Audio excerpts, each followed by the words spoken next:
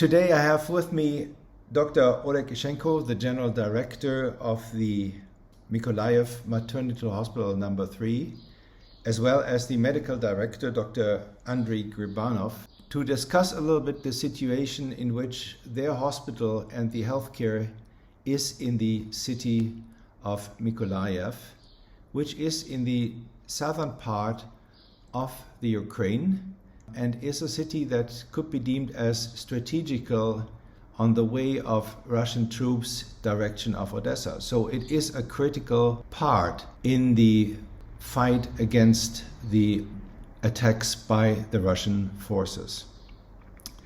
Welcome very much, Dr. Ishchenko and Dr. Hrybanov. Would you be so kind to tell us a little bit about your hospital and the services you deliver? First of all, I'd like to say some words about our city, which is about 500,000 people of population. So it's a rather big center on the southern coast of Ukraine, and it's a big forepost in approaching of Russian troops to Odessa. That's why we have very heavy bombings here, heavy battles, heavy field battles. Thanks God we don't have very heavy field battles nowadays, because most of the troops were pushed away to Kherson Oblast or Kherson region. But nevertheless, Russian troops still use missiles, rockets to bomb the city. So as you may hear, the last heavy one was one day before, where 8 people died and about 17 people were injured. But nevertheless, the bombings are lasting every day, and the last one was like 6 a.m. today. And that's why it's very difficult, of course, for our medical facilities to continue their services in such conditions. Nevertheless, we have 21 hospitals in our city, and as we are providing perinatal, obstetric, gynecological care, I'd like to say about, in terms of influence of the war on this part of the life and medical service.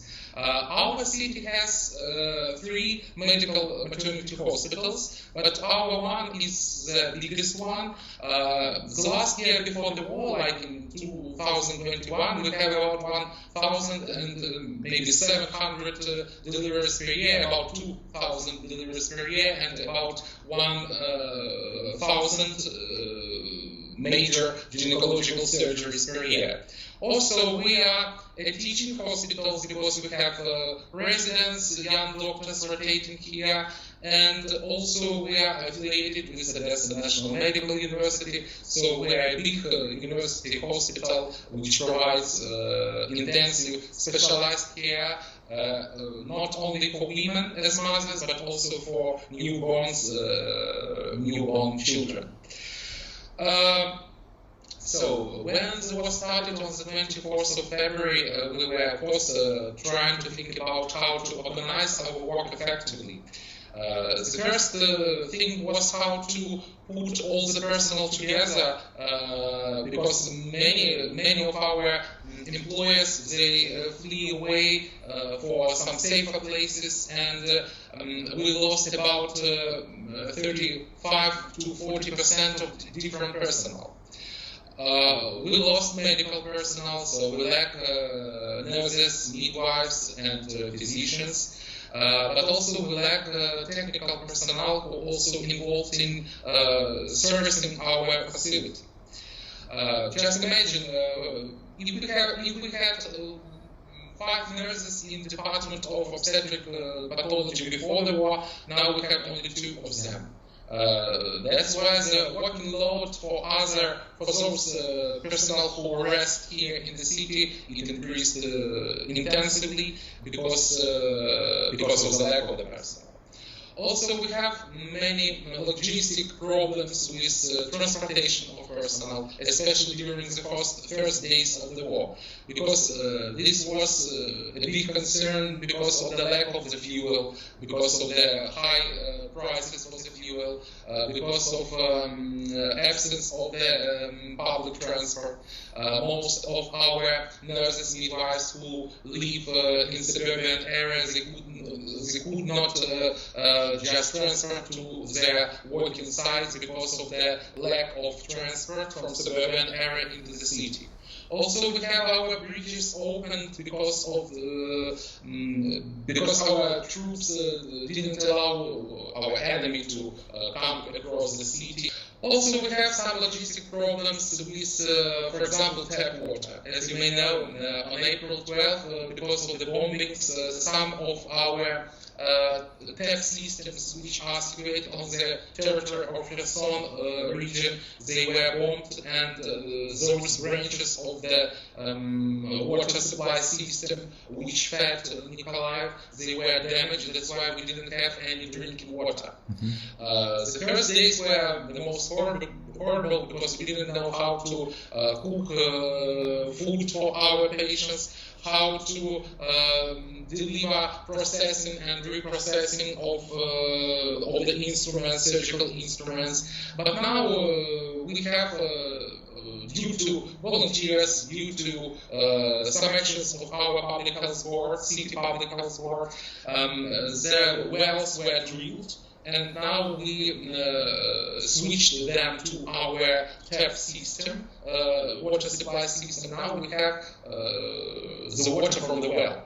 But nevertheless, it is of not so well quality because of chemical contents, microbiological contamination, and so on. That's why now we are trying to find some fuels or some possibilities to start its purification, just to supply our clinical facility with the well-standard water. Also, of course, we have some problems with medications and with other medical supplies, because most of the suppliers with whom we negotiated before the war, they of course left Ukraine for some safer places, and now they didn't work. And that's why it was very difficult for the first days to find some emergency medications and emergency supplies.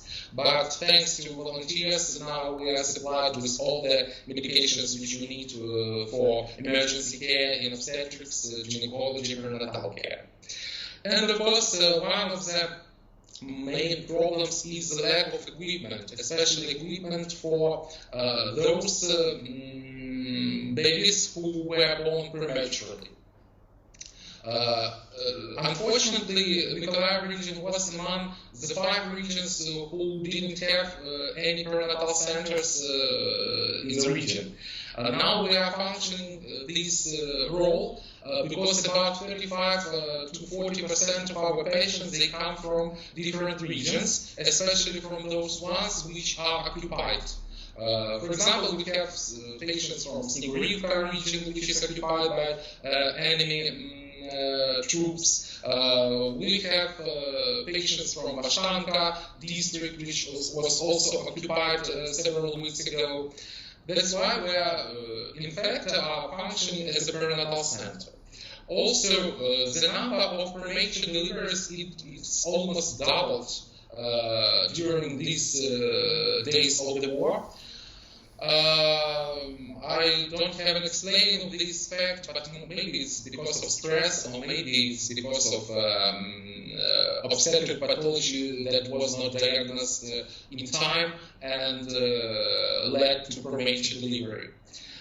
So, also, in order to provide 24-hour obstetric care and to be protected during the shelling and the bombings, we decided to reorganize our basement to a shelter.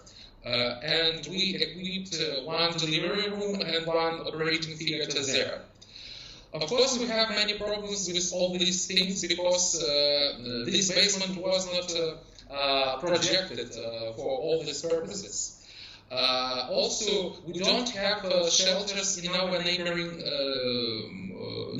houses. That's why many inhabitants who live there in residual neighboring areas also come to our shelter. And of course, it makes some risks for our patients because we never know who comes into the shelter first.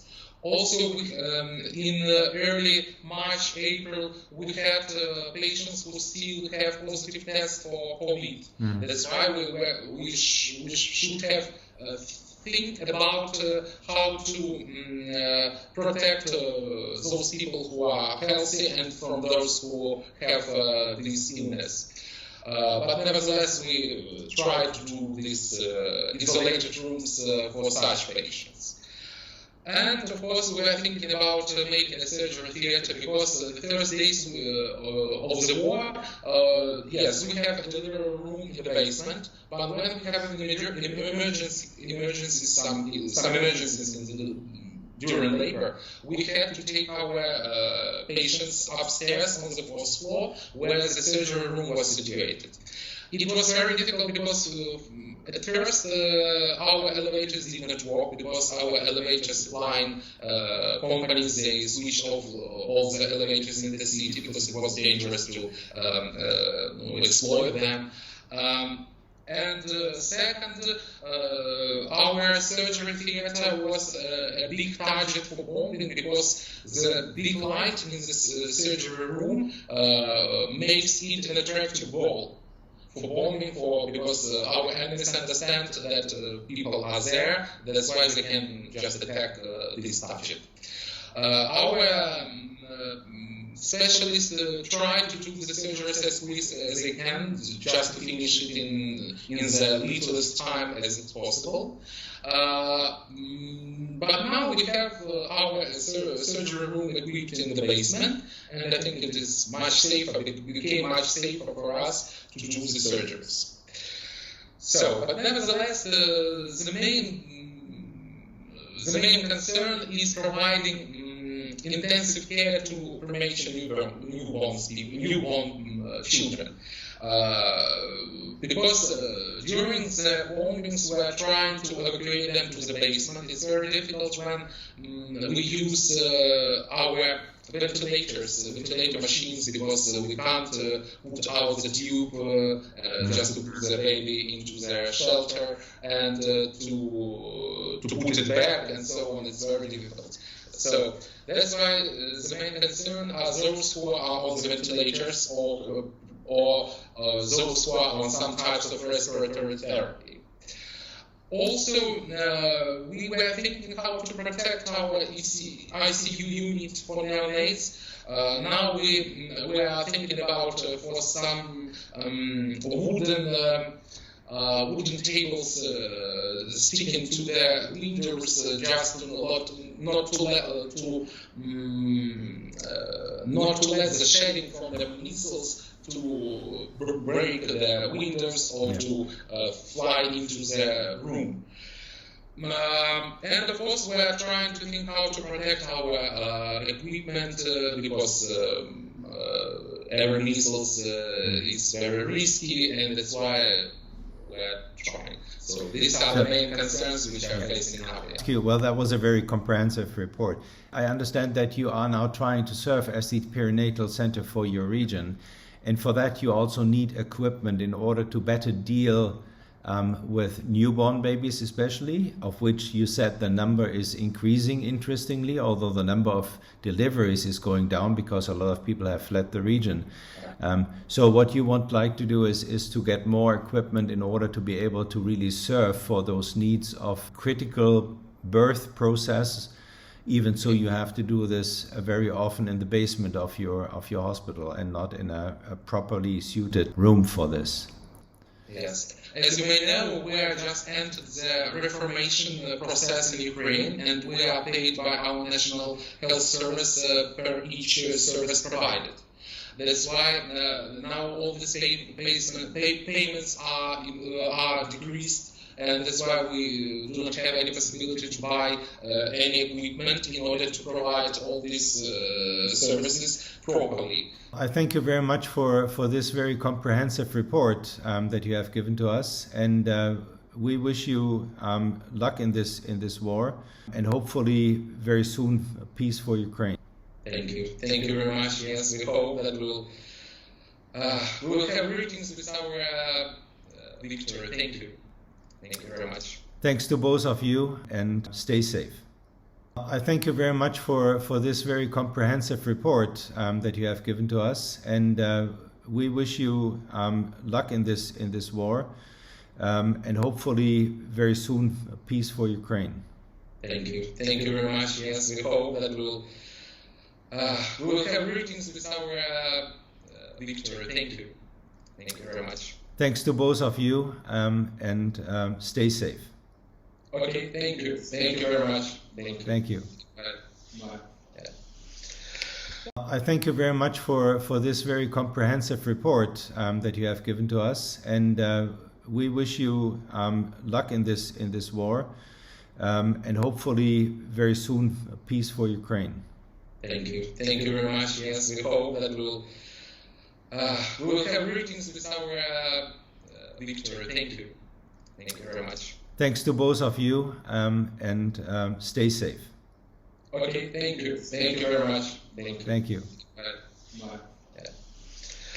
I thank you very much for this very comprehensive report that you have given to us, and we wish you luck in this war, and hopefully very soon peace for Ukraine. Thank you very much. Yes, we hope that we will have greetings with our victory. Thank you very much. Thanks to both of you, and stay safe. Okay, thank you very much. Thank you. Bye.